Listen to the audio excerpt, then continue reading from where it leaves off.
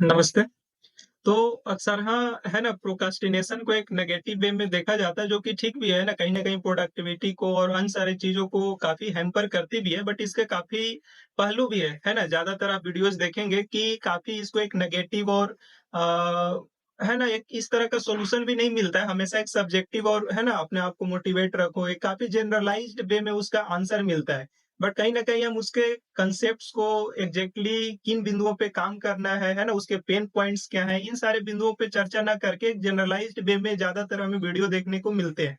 तो आज हम जैसा कि वीडियो का टाइटल भी है पेन ऑफ ए प्रोक्रास्टिनेटर, तो एक प्रोक्रास्टिनेटर होने के क्या-क्या डिसएडवांटेज है, क्या-क्या साइकोलॉजिकल बैरियर से गुजरना पड़ता है, आज हम उन बिंदुओं को चर्चा करेंगे। तो आइए एक-एक करके समझते हैं।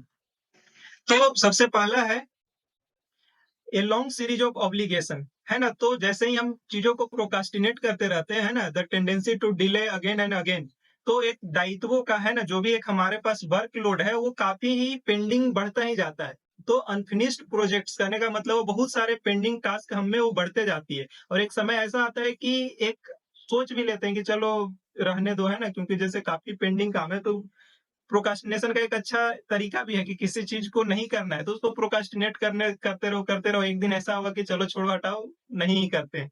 है ना? तो इसमें क्या-क्या बिंदु हैं जो कि एक लॉन्ग सीरीज़ ऑफ ऑब्लिगेशन हो सकता है, तो जैसे हमारे जो भी टू डू लिस्ट है वो बढ़ते जाता है, वो कभी खत्म ही नहीं होता है। हमेशा हैव टू और शुड में हम लटके रह जाते हैं। एक परफेक्ट है ना, एक आइडियल करने के चक्कर में है ना कि we have to, we should, इस तरह के तरीके में हम फँसे रहने के कारण भी प्रोक्रास्टिनेशन का एक बड़ा कॉज़ बोल सकते हैं।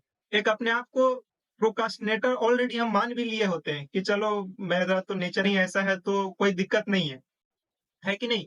डिफिकल्ट एट अनवाइंडिंग, हमेशा चीज़ों को है ना खत्म नहीं कर पाते। शुरू तो काफ़ी ज़ोर-शोर से करते हैं बट काफ़ी चीज़ों को है ना रैप अप करना भी काफ़ी आवश्यक है, तभी दूसरी चीज़ों के लिए जगह बनती है। और सेंस ऑफ चॉइस, और हमेशा चीज़ों को चॉइस करने में है ना, चीज़ों को जल्दी डिसीजन लेने में हम कहीं न कहीं गैप कर देते हैं। तो ये लॉन्ग सीरीज ऑफ ऑब्लिगेशन करने का मतलब हुआ है अनफिनिश्ड प्रोजेक्ट्स, ये लॉट ऑफ अनफिनिश्ड प्रोजेक्ट रहने के वजह से है ना, ये काफ़ी इसका पेन पॉइंट है। दूसरा पेन पॉइंट है अनरियलिस्टिक अबाउट टाइम।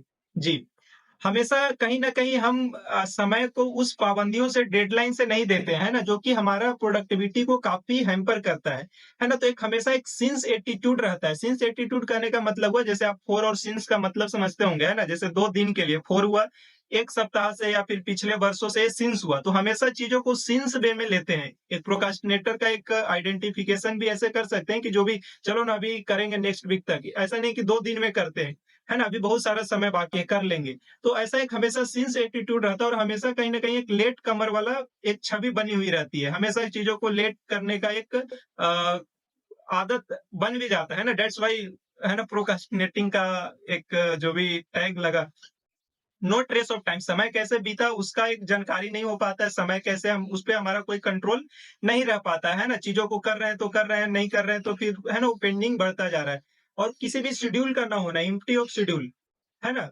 और मिडल ऑफ रश, हमेशा चीज़ें है ना ऑटोमेटिकली ऐसा भी अलाइन भी और कोइंसिडेंस भी ऐसा ही होता है कि जैसे एक मैं बहुत बड़ा प्रोक्रास्टिनेटर हूँ, तो चीज़ें भी उसी समय आती है जब बहुत ही रश हो, है ना? जब हम जैसे घर से निकले तो ऐसा समय पे ही निकलेंगे जब ट्रैफिक बहुत ज़्यादा हो। भले ही उस समय और समय ट्रैफिक नहीं रहता हो, बट उस दिन डेफिनिटली ट्रैफिक ज़्यादा ही रहेगा। तो एक हमेशा कहीं न कहीं एक ट्रैप बन जाता है, एक लूप बन जाता है और चीज़ें फिर उस हिसाब से चलती रहती है। तीसरा पिन पॉइंट है ओवरवेलमिंग स्ट्रेस, और ये काफ़ी क्रूशियल है, इससे हमारा हेल्थ और रिलेशनशिप काफ़ी इफ़ेक्ट होता है। जी हाँ, है ना? जैसे हम बहुत ही स्ट्रेस में हैं, डिप्रेस है, एंग्ज़ायटी में है ना? फ्रस्ट्रेशन में है, अनफुलफिलमेंट का काफ़ी एक है ना सेंस बना हुआ है, चीज़ें कुछ तो मिसिंग है करके, तो उसका ये हेल्थ पे काफ़ी इफ़ेक्ट पड़ता है ना? जैसे मेंटली हेल्थ हो गया, फिज़िकली भी काफ़ी ज़्यादा हो गया, जैसे ख़ास करके स्लीपिंग के समय या फिर ऐसा काफ़ी हम हेल्थ इश्यूज़ देखने को मिलता है और उसका एक बहुत ही बड़ा प्रभाव पड़ता है हमारे रिलेशनशिप पे। जैसे किसी चीज़ के लिए हम फ्रस्ट्रेट हो गए, फिर वो फ्रस्ट्रेशन किसी और पे निकलेगा, है ना? चाहे किसी भी वे में हो सकता है, जैसे कुछ बोला तो उसके लिए या फिर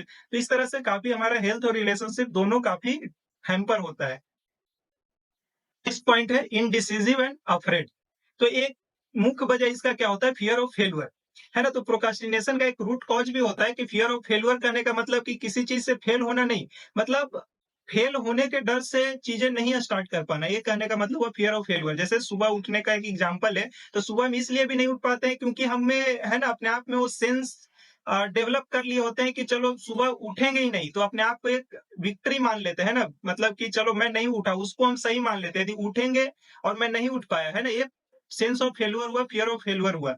तो कहीं न कहीं फियर ऑफ फेल्योर काफ़ी हमारे, है ना, इस प्रोक्रास्टिनेशन को डिफाइन करता है। तो इसमें एक बहुत है कि डिले ड्यू टू परफेक्ट, हम चीज़ों को काफ़ी परफेक्ट करने के चक्कर में, जैसे सुबह उठना है, तो 5 बजे सोचे तो 5 बजे ही उठना है। ऐसा नहीं कि जैसे 8 बजे भी उठते हैं तो 2-2 मिनट करके जल्दी-जल्दी ऐसा किया जाए। तो चीज़ों को परफेक्ट वे में शुरू करने के लिए ही भी हम काफ़ी चीज़ों पे, है ना, उससे अफ़्रेड हो जाते हैं, इंडिसिसिव हो जाते हैं।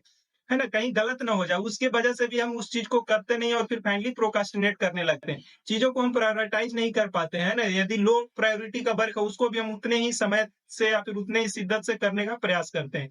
है ना? एंग्ज़ायटी, है ना? उस चीज़ को एक फ़ियर होगा तो एंग्ज़ायटी होगा ही, एंग्ज़ायटी होगा तो फ़ियर होगा ही। वरीड अबाउट गोज़ रॉन्ग, मतलब हमेशा गलत ना हो जाए या फिर इस तरह से सेंस में हमेशा डायलेमा में चीज़ें बीतती रहती हैं।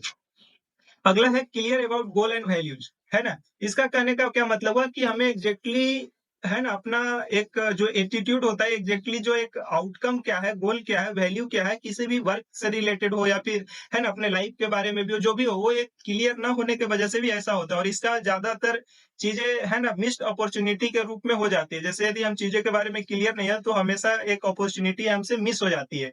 तो इसके वजह से क्या है, यदि चीजें क्लियर नहीं होता है तो हम किसी को कमिटमेंट नहीं दे पाते हैं, है ना? हमें क्या चाहिए उसके प्रति हम क्लियर नहीं हो पाते हैं। हम इज़िली चीज़ों से डिस्ट्रैक्ट हो जाते हैं। जैसे आज इस चीज़ स्टार्ट किया, कल वो चीज़ स्टार्ट किया, तीसरा व्यक्ति ये कह दिया, चौथा व्यक्ति ये कह दिया। इस तरह से हम डिस्ट्रैक्ट होते ही रहते हैं और कभी भी हम अपने आप को प्रायोरिटाइज़ करने का प्रयास नहीं कर पाते हैं और नहीं कर भी नहीं पाते, है ना? यदि हम चीज़ें क्लियर ही नहीं है तो प्रायोरिटाइज़ कैसे करेंगे? तो ये काफ़ी पेन पॉइंट है और ये काफ़ी आप अपने आप को रिलेट कर पाएँगे कि एग्ज़ैक्टली एक प्रोक्रास्टिनेटर के साथ ये सारी चीज़ें होती है।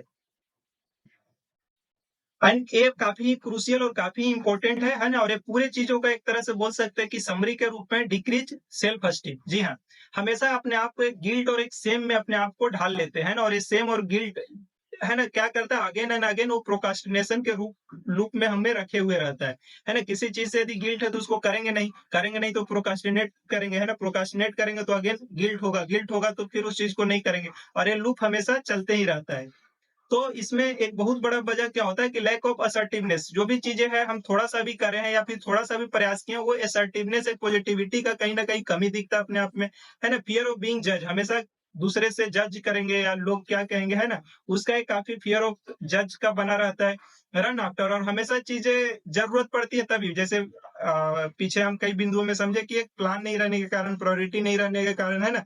लास्ट मिनट पैनिक में हम हमेशा रहते हैं, ज़रूरत पड़ा तभी करें। जैसे आज असाइनमेंट का समय आ गया तो फिर आज बनाने के लिए बैठे, है ना? तो हमेशा डेडलाइन पे आके चीज़ों में पैनिक हो जाना है, बशर्ते कि हम पहले से प्लान कर लिए हैं। तो ये भी एक काफ़ी पेन पॉइंट है एक प्रोक्रास्टिनेटर, एज़ अ प्रोक्रास्टिनेटर, और हमेशा, है ना, कहीं न कहीं फ़ील कर रहे होते हैं कि अपने आप को वर्थफुल नहीं मान रहे होते हैं, है ना? तो ये एक काफ़ी क्रूशियल और काफ़ी एक हम में, है ना, कॉन्फिडेंस को गिराने में या फिर अपने आप को एक मोटिवेट नहीं करने में, और हमारा ओवरऑल जो सेल्फ एस्टीम होता है, आत्मविश्वास होता है, वो कहीं न कहीं डिक्रीज़ होता है ड्यू टू प्रोक्रास्टिनेटिंग।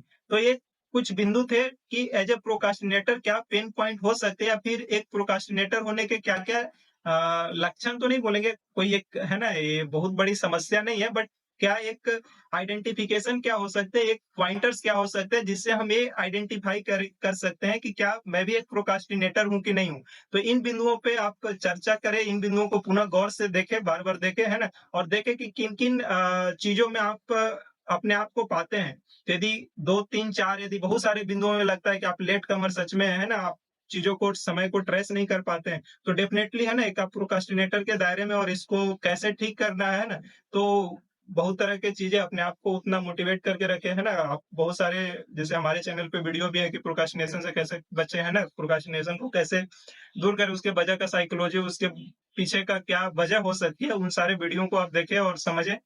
तो इस वीडियो में बस इतना ही एक्सप्लेन करने का तात्पर्य था कि एज़ अ प्रोक्रास्टिनेटर उनके क्या पेन्स हैं, उनके क्या, है ना, आइडेंटिफिकेशन है, क्या किन वजहों से अपने आप को हम प्रोक्रास्टिनेटर कह पाएँगे या नहीं कह पाएँगे।